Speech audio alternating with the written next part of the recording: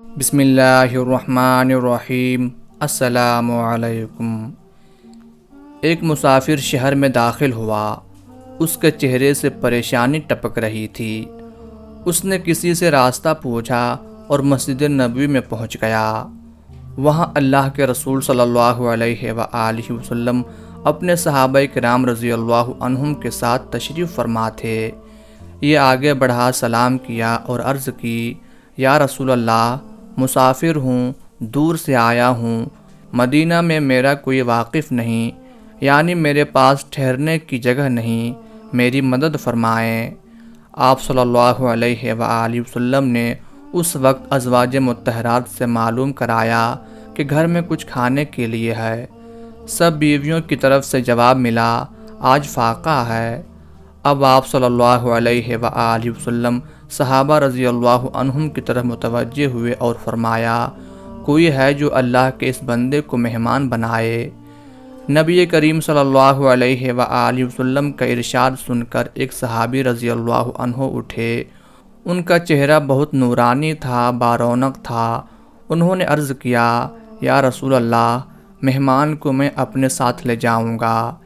یہ کہہ کر وہ فوراً گھر گئے، بیوی کو مہمان کی آمد کی اطلاع دی اور پوچھا، گھر میں کھانے کے لیے کچھ ہے؟ بیوی نے جواب میں بتایا، بچوں کے لیے تھوڑا سا کھانا پکا ہے، اس کے سوا گھر میں کھانے کی کوئی چیز نہیں۔ ان صاحب نے کہا، کوئی بات نہیں، بچوں کو بہلا کر سلا دو، جب وہ سو جائیں تو ہم ان کا کھانا مہمان کے آگے رکھ دیں گے۔ تم چراغ درست کرنے کے بہانے اس کو بجھا دینا، اندھیرے میں مہمان کھانا کھاتا رہے گا، ہم اس کے ساتھ بیٹھ کر یوں ہی منہ چلاتے رہیں گے، اس طرح مہمان کا پیٹ بھر جائے گا۔ غرض انہوں نے اسی طرح کیا، بچوں کو بہلا پھسلا کر سلا دیا، کھانا مہمان کے سامنے رکھا اور چراغ بجھا دیا۔ اس طرح صرف مہمان نے کھانا کھایا، وہ دونوں بھی بھوکے رہے۔ مہمان کھانا کھا کر سو گیا۔ صبح ہوئی، یہ صحابی رضی اللہ تعالی عنہ حضور نبی کریم صلی اللہ علیہ وآلہ وسلم کی خدمت میں پہنچے تو آپ صلی اللہ علیہ وآلہ وسلم نے ان سے فرمایا، رات تم نے اپنے مہمان کے ساتھ جو سلوک کیا اللہ تعالیٰ کو بہت پسند آیا۔ چنانچہ اللہ تعالیٰ نے یہ آیت نازل کی ہے، یعنی وہ لوگ اپنے اوپر دوسروں کو ترجیح دیتے ہیں اگرچہ ان پر تنگی یعنی فاقہ بھی ہو۔ آپ صلی اللہ علیہ وآلہ وسلم کا یہ ارشاد سن کر صحابی رضی اللہ تعالی عنہ کی خوشی کا کوئی ٹھکانہ نہ رہا۔ جس کی تعریف خود باری تعالیٰ کر دے، اس کی خوش قسمتی میں کیا شک رہ جاتا ہے۔ ایک روز یہی صحابی رضی اللہ تعالی عنہ آپ صلی اللہ علیہ وآلہ وسلم کی خدمت میں حاضر تھے کہ آیت نازل ہوئی، یعنی ہرگز ثواب نہیں ملے گا جب تک کہ اپنی عزیز ترین دولت اللہ کی راہ میں خرچ نہ کرو۔ اس وقت یہ صحابی رضی اللہ تعالی عنہ مسجد نبوی کے سامنے ایک وسیع اور زرخیز باغ کے مالک تھے۔ باغ تھا بھی بہت پرفضا، اس میں ایک کنواں بھی تھا، اس کا نام بیر ہا تھا۔ کنویں کا پانی بہت صاف اور شیریں تھا۔ حضور صلی اللہ علیہ وآلہ وسلم اس کنویں کا پانی بہت شوق سے پیا کرتے تھے۔ مدینہ میں اس قسم کی جائیداد بہت بڑی نعمت تھی، لیکن نبی کریم صلی اللہ علیہ وآلہ وسلم کا یہ ارشاد سن کر یہ صحابی رضی اللہ تعالی عنہ اٹھے اور عرض کیا، یا رسول اللہ، میری محبوب ترین چیز یہ باغ ہے، میں اس باغ کو اللہ کے راستے میں دیتا ہوں، اور اگر یہ بات چھپ سکتی تو میں اس بات کو ظاہر نہ کرتا، یعنی چھپا کر اللہ کی راہ میں دیتا۔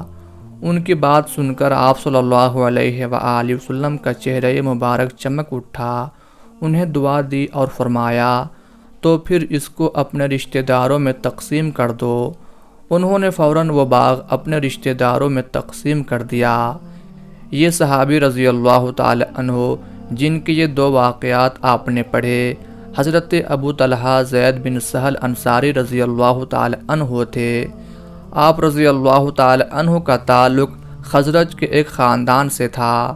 اس خاندان کو آپ صلی اللہ علیہ وآلہ وسلم نے انصار کے سب گھرانوں سے بہتر قرار دیا تھا۔ اس خاندان کا نام بنو نجار تھا۔ اسلام لانے سے پہلے یہ بت پرست تھے۔ لکڑی کا ایک بت انہوں نے اپنے گھر میں رکھا ہوا تھا، اس کی عبادت کرتے تھے۔ خوب کھانے پینے کے شوقین تھے اور اس قسم کی محفلوں میں شریک رہتے تھے۔ اس زمانے میں انہوں نے بنو نجار کی ایک بیوہ خاتون ام سلیم رضی اللہ تعالی عنہ کو نکاح کا پیغام دیا۔ ام سلیم رضی اللہ تعالی عنہ اس وقت تک مسلمان ہو چکی تھیں۔ اسلام کی روشنی مدینہ میں تیزی سے پھیل رہی تھی۔ حضرت مصعب بن عمیر رضی اللہ تعالی عنہ کو اللہ کے نبی صلی اللہ علیہ وآلہ وسلم نے دین کی تعلیم کے لیے مدینہ بھیجا ہوا تھا۔ ان کی کوششوں سے دین تیزی سے پھیل رہا تھا۔ ام سلیم رضی اللہ تعالی عنہ کے ہاں اس وقت ایک بچہ پہلے خاوند سے تھا۔ بچہ کا نام حضرت انس بن مالک رضی اللہ تعالی عنہ تھا۔ ام سلیم رضی اللہ تعالی عنہ بچے کی پرورش کر رہی تھیں۔ حضرت انس رضی اللہ تعالی عنہ شعور کی عمر کو پہنچ چکے تھے، اس لیے ام سلیم رضی اللہ تعالی عنہ کے لیے نکاح کرنے میں کوئی رکاوٹ نہیں تھی۔ لیکن انہوں نے ابو طلحہ زید کو یہ جواب بھیجا، میں تو اللہ کے سچے رسول حضرت محمد صلی اللہ علیہ وآلہ وسلم پر ایمان لا چکی ہوں۔ تم پر افسوس ہے، لکڑی کے بتوں کو پوجتے ہو جو کسی کو نفع یا نقصان نہیں پہنچا سکتے۔ میں ایک اللہ کی عبادت کرتی ہوں اور تم بتوں کے پجاری، میرا تم سے نکاح کیسے ہو سکتا ہے؟ ام سلیم رضی اللہ تعالی عنہ کی باتیں ابو طلحہ کے دل میں اتر گئیں۔ کچھ دن غور کرتے رہے، پھر ام سلیم رضی اللہ تعالی عنہ کے پاس آ کر اسلام قبول کیا۔ ام سلیم رضی اللہ تعالی عنہ کو ان کے اسلام قبول کرنے سے اتنی خوشی ہوئی کہ فوراً کہہ اٹھیں، اب میں تم سے نکاح کرنے کے لیے تیار ہوں، دنیاوی مہر معاف کرتی ہوں اور اپنا مہر تمہارا اسلام مقرر کرتی ہوں۔ اس کے بعد ام سلیم رضی اللہ تعالی عنہ نے بیٹے سے فرمایا، اب تم ان سے میرا نکاح کر دو۔ چنانچہ حضرت انس رضی اللہ تعالی عنہ نے اپنی ماں کا نکاح حضرت ابو طلحہ زید رضی اللہ تعالی عنہ سے پڑھا دیا۔ وہ فرمایا کرتے تھے، میری والدہ کا نکاح ابو طلحہ سے عجیب مہر پر ہوا۔ نبوت کے 13ویں سال حضرت ابو طلحہ رضی اللہ تعالی عنہ مکے جا کر آپ صلی اللہ علیہ وآلہ وسلم سے بیعت ہوئے۔ 2 ہجری کو بدر کے موقع پر ابو طلحہ رضی اللہ تعالی عنہ 313 صحابہ میں شامل تھے، یعنی یہ بدری صحابی بھی ہیں۔ احد کی لڑائی میں جب جنگ کا پانسا مسلمانوں کے خلاف پلٹا تو ابو طلحہ رضی اللہ تعالی عنہ ڈھال لے کر آپ صلی اللہ علیہ وآلہ وسلم کے سامنے کھڑے ہو گئے۔ ساتھ ہی آپ رضی اللہ تعالی عنہ نہایت جوش سے تیر پر تیر بھی چلا رہے تھے۔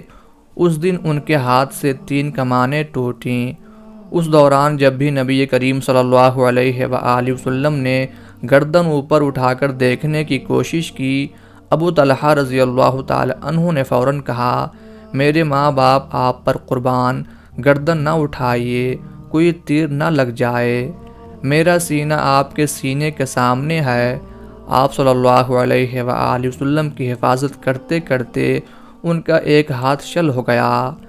آپ صلی اللہ علیہ وآلہ وسلم نے ان کے جذبے کو دیکھ کر فرمایا، ابو طلحہ کی آواز 100 آدمیوں سے بہتر ہے۔ 10 ہجری میں حجۃ الوداع کے موقع پر آپ صلی اللہ علیہ وآلہ وسلم نے جب بال اتروائے تو سر کے بائیں طرف کے تمام بال حضرت ابو طلحہ رضی اللہ تعالی عنہ کو عطا فرمائے۔ یہ نعمت ملنے پر حضرت ابو طلحہ رضی اللہ تعالی عنہ کو بے پناہ خوشی ہوئی۔ آپ صلی اللہ علیہ وآلہ وسلم کی وفات ہوئی تو آپ پر بھی دوسرے صحابہ کی طرح غم کا پہاڑ ٹوٹ پڑا۔ آپ صلی اللہ علیہ وآلہ وسلم کی قبر مبارک آپ رضی اللہ تعالی عنہ نے کھودی۔ آپ صلی اللہ علیہ وآلہ وسلم کے وصال کے بعد حضرت ابو طلحہ رضی اللہ تعالی عنہ شام چلے گئے۔ حضرت ابو بکر صدیق رضی اللہ تعالی عنہ اور حضرت عمر فاروق رضی اللہ تعالی عنہ کے دور میں بھی آپ رضی اللہ تعالی عنہ جنگوں میں حصہ لیتے رہے۔ 70 سال کی عمر میں ایک دن قرآن کریم کی تلاوت کر رہے تھے، سورہ توبہ کی اس آیت پر پہنچے، ہلکے اور بوجھل نکل کھڑے ہو اور اپنے جان اور مال سے اللہ کی راہ میں جہاد کرو۔ تو فوراً پھر جہاد کے لیے تیار ہوئے۔ گھر والوں سے کہا سفر کا سامان تیار کر دو۔ انہوں نے بہت کہا کہ آپ اس عمر میں جہاد کے لیے جائیں گے، آپ کی جگہ ہم چلے جاتے ہیں، لیکن یہ نہ مانے اور روانہ ہو گئے۔ اس زمانے میں ایک سمندری مہم ہو رہی تھی، اس میں شامل ہو گئے اور اس سفر کے دوران ہی انتقال کر گئے۔ جہاز 7 دن بعد ایک جزیرے کے کنارے پہنچا۔ اس وقت تک آپ کی نعش بالکل درست حالت میں جہاز پر رہی، ذرہ برابر اس میں تبدیلی نہ ہوئی۔ لوگوں نے آپ کو اس جزیرے میں دفن کیا۔ 51 ہجری میں وفات پائی۔ اللہ ان سے راضی ہو۔